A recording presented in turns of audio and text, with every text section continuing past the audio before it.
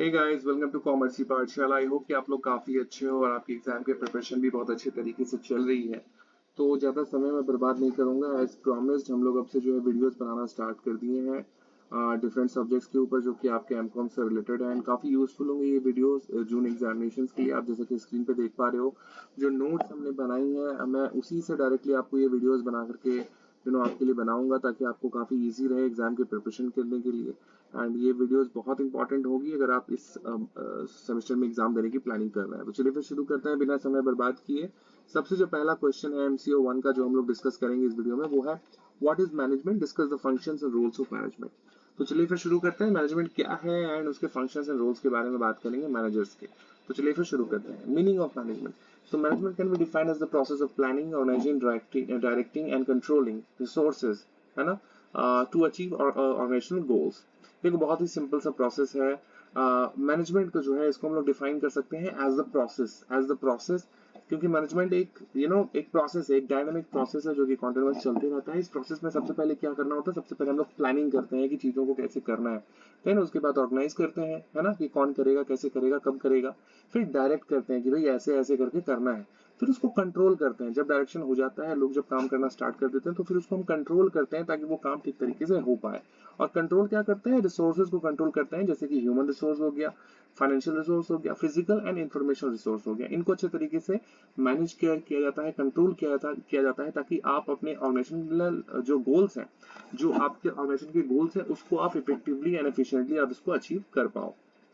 In simple words, management is about getting things done through people in a systematic and coordinated manner, है ना। तो यहाँ पे देखो मैनेजमेंट खुद तो जाकर के काम नहीं करेगा ना, वो अपने काम को डेलीगेट कर देगा किसी बंदे को जो कि वो काम करेगा। तो यहाँ पे बहुत ही सिंपल सा प्रोसेस है। सिंपल वर्ड्स में अगर इसको समझने की कोशिश करें तो मैनेजमेंट जो होता है उसका मतलब होता है काम को करवाना किसी और से सिस्टमैटिक और कोऑर्डिनेटेड मैनर में। ठीक है, तो ये जनरल इंफॉर्मेशन है, जनरल डेफिनेशन है, जो हम लोगों ने बहुत पहले से स्टडी किया हुआ है। क्लास 11-12 में भी हम लोगों ने स्टडी किया था, इवन कॉलेज लेवल पे भी हम लोगों ने स्टडी किया था, राइट। अब थोड़ा प्रोफेशनल पे चले आते हैं। So according to Koontz and O'Donnell, है ना, ये इनके अकॉर्डिंग मैनेजमेंट का क्या मतलब होता है। Management is the art of getting things done through and with people in formally organised group. बहुत ही सिंपल सा बोल दिया है ना। लेकिन इसके अंदर होता क्या है, तो planning, organising, directing and controlling, है ना, ये सारी चीजें होती हैं। Thus management is both an art. Management जो है वो एक कला भी है, आर्ट है, मतलब स्किल्स एंड क्रिएटिविटी है, and at the same time it is a science as well. Means यहाँ पे प्रिंसिपल्स एंड टेक्निक्स का भी इस्तेमाल किया जाता है, ताकि इंश्योर किया जा सके कि आप ऑप्टिमम यूटिलाइजेशन, मतलब कंप्लीट मैक्सिमम यूटिलाइजेशन आप कर पाओ अपने रिसोर्सेज का जो भी आपके पास अवेलेबल है। तो मैनेजमेंट तो आपको समझ में आ गया होपफुली। अब बात कर लेते हैं इसके फंक्शंस एंड रोल्स के बारे में। सबसे पहले फंक्शन पे चले आते हैं। देखो यहाँ पे लिखा हुआ है पॉडस्कॉर्ड, राइट। पॉडस्कॉर्ड, इसको आप याद करके रखो, बहुत ही सिंपल से आप लिख पाओगे। पॉडस्कॉर्ड सबसे पहला है planning, P for planning, right. So planning में हम लोग क्या करते हैं, deciding in advance what is to be done when, where, how and by whom. हम लोग ये डिसाइड करते हैं कि क्या करना है, कब करना है, कैसे करना है, कहाँ करना है, किसके द्वारा करना है, राइट। एग्जाम्पल के तौर पे company preparing sales forecast and strategy for the next financial year, है ना। कोई कंपनी जो है प्रिपेयर कर रही है अपने सेल्स फॉरकास्ट को, आगे जाकर के क्या हमारा सेल होने वाला है आपके नेक्स्ट फाइनेंशियल ईयर के लिए, क्योंकि आप अपने प्रीवियस डेटा के बेसिस पे आप ये डिसीजंस ले सकते हो, ये फोरकास्टिंग आप कर सकते हो। तो ये जो करते हैं हम लोग, वो क्या है, वो एक तरह की प्लानिंग है कि भाई अगर इस साल हम लोगों ने 10 लाख टॉयज बेचे हैं, तो अगले साल डेफिनेटली उससे ज्यादा ही बेचेंगे, कम तो नहीं बेचेंगे, है ना। तो ये प्लानिंग आपको वहीं से करनी पड़ती है। दूसरा है ऑर्गेनाइजिंग। ऑर्गेनाइजिंग में क्या हो जाएगा, arranging resources and activities in an structured manner, है ना। यहाँ पे हम लोग क्या करते हैं, रिसोर्सेज एंड एक्टिविटीज को अरेंज करते हैं बहुत ही स्ट्रक्चर्ड मैनर में, ताकि काम ठीक तरीके से हो पाए। For example assigning roles to employees and setting up department such as HR, finance and marketing, है ना। यहाँ पे जनरली क्या होता है, ऑर्गेनाइजेशन का मतलब है चीजों को ऑर्गेनाइज करना, है ना, ताकि काम बहुत ही स्मूथली चल सके। तो यहाँ पे आप अपने एम्प्लॉइज को असाइन कर देते हो डिफरेंट रोल्स, मतलब डिफरेंट कार्य, है ना। साथ ही साथ डिफरेंट डिपार्टमेंट्स भी बना देते हो कि भाई ये डिपार्टमेंट HR का है, ये फाइनेंस का है, ये मार्केटिंग का है, मतलब ये पर्टिकुलर डिपार्टमेंट इन पर्टिकुलर चीजों को देखेगा। ज्यादा कुछ सारी चीजें कोऑर्डिनेटेड है, लेकिन अलग अलग डिपार्टमेंट्स हैं अलग अलग लोगों के लिए, मतलब अलग अलग लोग हैं अलग अलग डिपार्टमेंट्स के लिए, right.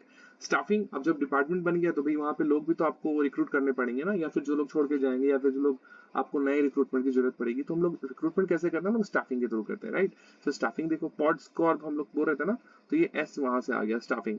So recruiting, selecting, training and developing employees, है ना। स्टाफिंग का मतलब हो गया रिक्रूट करना। अब सिर्फ रिक्रूट करने से तो नहीं होगा, उनको ट्रेन करना पड़ेगा। रिक्रूटिंग, सेलेक्टिंग, है ना, उनको ट्रेन करना पड़ेगा, उनको डेवलप करना पड़ेगा, उनको प्रॉपर एम्प्लॉय बनाना पड़ेगा, राइट। एग्जाम्पल के लिए hiring skilled labours for a manufacturing unit and providing instruction training, है ना। आप क्या कर रहे हो यहाँ पे, वर्कर्स आप हायर कर रहे हो एक मैन्युफैक्चरिंग यूनिट के लिए, और उनको फिर आप ट्रेन कर रहे हो ताकि वो काम ठीक तरीके से कर पाए। डायरेक्टिंग का मतलब क्या हो गया कि लीड करना, भाई बंदा लीड कर रहा है। Guiding, motivating and supervising employees to achieve goals, है ना। यहाँ पे आप गाइड करते हो, मोटिवेट करते हो, सुपरवाइज करते हो जो भी लोग यहाँ पे डायरेक्शन के काम में होते हैं, ताकि वो लोग जो है अपने गोल्स को अचीव कर पाए। छोटे छोटे गोल्स को अचीव करने से ही जो ऑर्गेनाइजेशन का बड़ा वाला गोल है वो अचीव हो पाएगा, right. So it is very important, directing is very important. अगर कोई बंदा ठीक से डायरेक्ट ना करे तो कंपनी का बेड़ा गर्क होना निश्चित है, राइट। और जब डायरेक्टिंग ठीक तरीके से हो रही है, प्लानिंग हो गया, स्टाफिंग हो गया, डायरेक्टिंग हो गया, सब कुछ जब बढ़िया तरीके से चल रहा है, तो फिर इनको कंट्रोल करना बहुत जरूरी है बढ़िया तरीके से, है ना। आपको रियल टाइम कंट्रोलिंग करनी पड़ेगी, चेक करना पड़ेगा कहीं किसी में कोई गलती तो नहीं है, कुछ प्रॉब्लम तो नहीं हो रहा कहीं पर भी, है। तो कंट्रोलिंग भी बहुत ज्यादा इंपॉर्टेंट हो जाता है। Monitoring actual performance, comparing it with standards and taking corrective actions, है ना। जैसा कि मैंने आपको बताया कि आप जो एक्चुअल परफॉर्मेंस जो लोग कर रहे हैं उसको मॉनिटर करना ठीक तरीके से, उसको कंपेयर करना जो प्रीवियसली स्टैंडर्ड सेट किए गए हैं उसके साथ, और साथ ही साथ अगर कुछ गलती कहीं पे हो रही है, कुछ प्रॉब्लम अगर आपको नजर आ रही है तो उसको करेक्ट करना, है ना, वो भी बहुत जरूरी है। एग्जाम्पल के लिए, इफ प्रोडक्शन फॉल शॉर्ट, अगर प्रोडक्शन में कमी आती है, अगर प्रोडक्शन आपका कम हो रहा है, मैनेजर्स में अरेंज फॉर ओवर टाइम और न्यू मशीन, है ना। तो मैनेजर्स क्या करेंगे, हो सकता है कि वो लोग ओवर टाइम करवा दें लोगों से, या नए मशीन्स को लेकर गए, क्योंकि समटाइम्स हमेशा जो है जो वर्कर है उनकी गलती नहीं होती, कई बार मशीनों का ब्रेकडाउन होने लगता है ना। मशीन बार बार खराब हो जा रही है, या फिर पुरानी मशीनें नहीं लाओगे तो ज्यादा काम हो पाएगा, है ना। तो इस तरह की चीजें भी होती हैं। तो ये सारी चीजें जो है करनी होती हैं आपकी मैनेजमेंट में, राइट। तो ये सारे के सारे जो है फंक्शंस हो गए। अब बात कर लेते हैं मैनेजर्स के रोल्स के बारे में। So according to Mintzberg, manager ये रोल्स एक एक करके सबसे पहले बात कर लेते हैं। सबसे पहले क्या होता है, इंटरपर्सनल रोल्स। फिगर हेड, वो बंदा जो है, जो मैनेजर होता है वो फिगर हेड होता है, वो सबसे बड़ा हेड होता है जो कि चीजों को मैनेज कर रहा होता है। So representing the organisation at ceremonial events, है ना। इसका काम क्या होता है, रिप्रेजेंट करना अपने ऑर्गेनाइजेशन को सेरेमोनियल इवेंट्स में, जैसे कि इनॉग्रेशन वगैरह हो गया। वो क्या होता है, एट द सेम टाइम वो लीडर भी होता है। मोटिवेटिंग एंड गाइडिंग सबॉर्डिनेट्स, जो सबॉर्डिनेट्स उसके साथ में काम कर रहे होते हैं उनको मोटिवेट करना, उनको गाइड करने का काम भी किसका होता है, मैनेजर का होता है। लाइजन की बात कर लें तो building contacts and networks with external parties, है ना। लाइजन में वही चीज होती है कि जो आप कॉन्टैक्ट्स बिल्ड करने की कोशिश करते हो, नेटवर्क बिल्ड करने की कोशिश करते हो एक्सटर्नल पार्टीज के साथ, है ना। तो मैनेजर्स का ये इंटरपर्सनल रोल हो गया।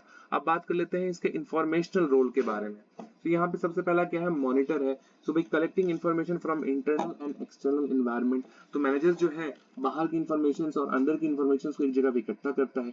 डिसमिनेटर का काम भी वो करता है, sharing important information with subordinate, और जो चीजें आ रही है उसको डिसमिनेट भी करता है, लोगों को शेयर भी करता है, जो उसके सबॉर्डिनेट जो उसके साथ में काम कर रहे हैं उनके साथ वो डेटा को, वो इन्फॉर्मेशन को वो शेयर भी करता है ताकि काम ठीक तरीके से हो पाए।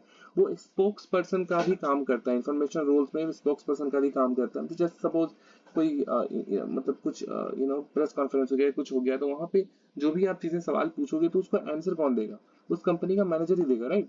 सो representing the organisation to outsider such as media और स्टेक होल्डर, जैसा कि मैंने आपको बताया। तीसरा है डिसीजनल रोल्स, है डिसीजन लेना। सो ये एंटरप्रेन्योर होता है, initiating innovation and improvement projects, है ना। वो इनिशिएट करता है डिफरेंट डिफरेंट इनोवेशंस को इंप्रूव करने के लिए, प्रोजेक्ट को किस तरीके से इंप्रूव किया जा सकता है, ये काम करने का काम भी जो है मैनेजर करता है, इसलिए वो एंटरप्रेन्योर रोल भी प्ले करता है। Disturbance handler, resolving conflicts and crisis in the organisation, है ना। वो जो है कॉन्फ्लिक्ट्स एंड क्राइसिस को जो कि ऑर्गेनाइजेशन के अंदर पनप रही है उसको वो रिजॉल्व करने की भी कोशिश करता है ना। तो वो डिस्टर्बेंस हैंडलर भी है।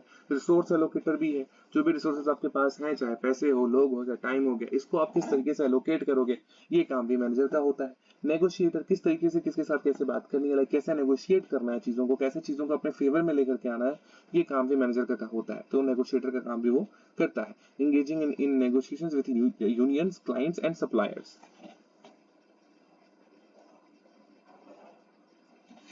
इसका कंक्लूजन कर लेते हैं या फिर खत्म हो जाएगा, ठीक है। तो आई होप कि टॉपिक आपको समझ में आ गया होगा। नाउ आप कंक्लूजन कर लेते हैं। Management is essential for every organisation to achieve goals in an orderly manner. The function planning, organizing, staffing, directing and controlling provide the framework for managerial activities. while the roles of managers, जो roles होते हैं, explain how managers behave in real situation, किस तरीके से एक manager real situation में behave करता है वो दिखाता है. Effective managers balance both functions and roles to ensure productivity. जो effective जो अच्छे managers होते हैं वो चीज़ों को, जो both चीज़ें हैं जैसे कि function भी हो गया, role भी हो गया, दोनों चीज़ों को बहुत अच्छे तरीके से मैनेज करता है ताकि वो प्रोडक्टिविटी इंश्योर कर सके. प्रोडक्टिविटी हमेशा बेहतर होनी चाहिए. एम्प्लॉय सेटिस्फैक्शन भी मेंटेन कर सके ताकि लोग आपके साथ नाराज ना हो. जो एम्प्लॉय आपके यहाँ काम कर रहे हैं वो आपके साथ खुश रहें. एंड साथ ही साथ जो ऑर्गेनाइजेशन है उसका लॉन्ग टर्म सक्सेस भी उन्हीं के ऊपर डिपेंड करता है, एक मैनेजर के ऊपर डिपेंड करता है. तो आई होप कि आपको ये वीडियो काफी पसंद आया होगा. पसंद आया तो प्लीज लाइक कमेंट और शेयर करो अपने दोस्तों के साथ ताकि उनको भी ये वीडियोस मिल पाए और उनका भी प्रिपरेशन ठीक तरीके से हो पाए. एंड जैसे कि मैंने आपको पहले बताया, नोट्स हमारे पास अवेलेबल है फॉर दिस एग्जामिनेशन. अगर किसी को चाहिए they can contact us and they will simply have to call us at our number, which is 8101065300, and they will get the notes at a very cheaper rate. The notes price at rupees 500 right now, but if you will take all the papers together, it will cost rupees 300 per paper. अगर आप सारे papers एक साथ लेते हो आपको सिर्फ 300 रुपये ही पे करने पड़ेंगे. एंड जो इसकी एक्चुअल कीमत, रिवाइज जो कीमत है वो 500 रुपीज़ पर पेपर है. तो अगर आप सारे पेपर्स एक साथ लेते हो आपको काफ़ी ज़्यादा डिस्काउंट यहाँ पे मिलने वाला है. ठीक है. तो thank you so much for watching this video. अगर कुछ भी डाउट हो, कंफ्यूजन हो, कुछ भी प्रॉब्लम हो आपको, आप सिंपली हमें कॉल कर सकते हो हमारे फ़ोन नंबर पे. And thank you so much and all the best for examination. Bye bye.